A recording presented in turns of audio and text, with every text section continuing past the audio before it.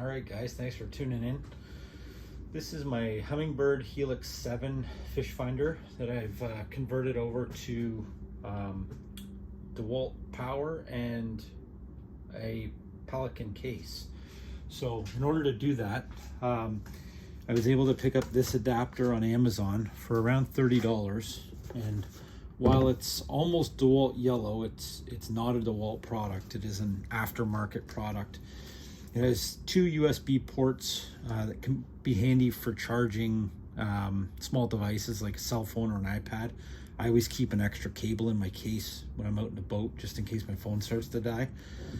On the other side, it's got a 12-volt output, and that's what the fish finder runs on. So I ran this through fuse so that I'm able to keep the unit from burning out if there's any kind of power surge or anything.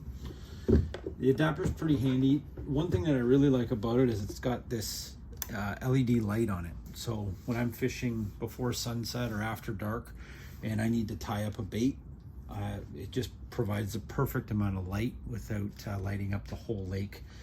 And I also always know where my light is. So it's not like I'm fumbling through my fishing bag looking for a clip-on light or anything like that.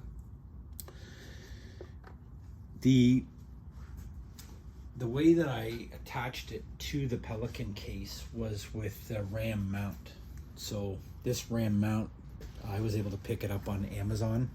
The arm itself is steel and pretty heavy. The two receiving balls on either end are composite.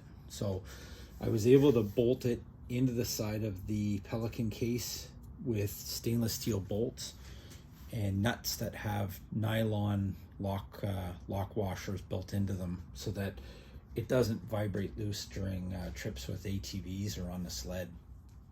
The case model is a Pelican Vault V200C.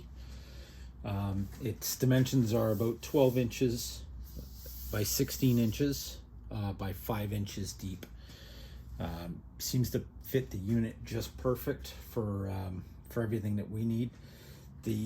I use a 9 amp hour battery, and the reason that I'd use that is it gives me the most longevity on the unit itself, but it also sticks up proud of the rim, so that when I take the whole unit down, power it down, and get it ready for transport,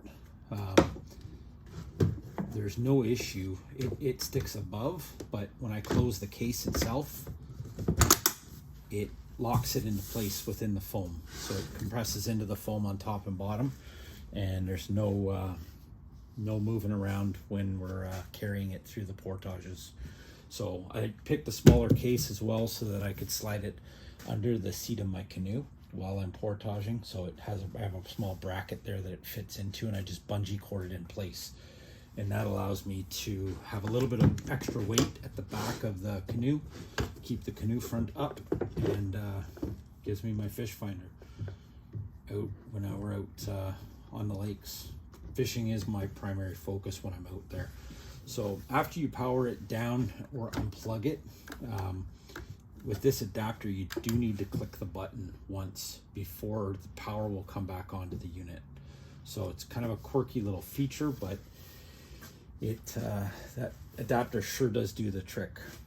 The other thing I like about going to Dewalt batteries is that when I am in the bush, I've got usually got a Dewalt flashlight with me, so that gives me some light around camp. If I'm ice fishing, my auger is actually the 20-volt mixing drill by Dewalt. That's the best drill that I've come across for drilling holes, because it doesn't have an electric brake on it when you take your finger off the trigger. It just winds down slowly, and the torque allows me to get through 2 feet of ice with no issue whatsoever. So I can take out a 9 amp battery and drill 30 to 40 holes through 2 feet of ice with no issue of the battery dying or slowing down. I do believe they make these products for other types of batteries as well. So maybe if you've got something already in your construction kit or in your tools at home that you want to utilize, finding out the aftermarket parts. Everything was available on Amazon for me. I'll be putting links in the description for the adapter, the ram arm mount, and the Pelican case as well. One thing about the ram arm is that when I did order it, it didn't come with this piece here that connects to the unit.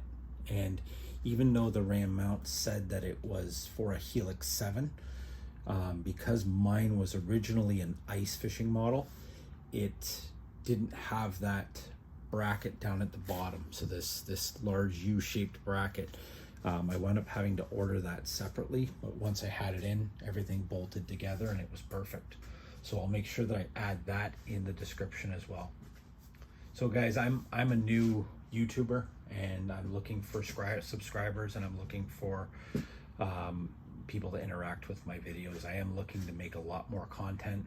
I've been fishing for many years in Ontario region, and I'm looking to make a lot of videos on fishing for brook trout and lake trout, and portaging into different provincial parks, and the gear that I use and all of that. So if you're looking to enjoy those types of videos, please like and subscribe, and I'll be putting videos out quite frequently. Thanks a lot.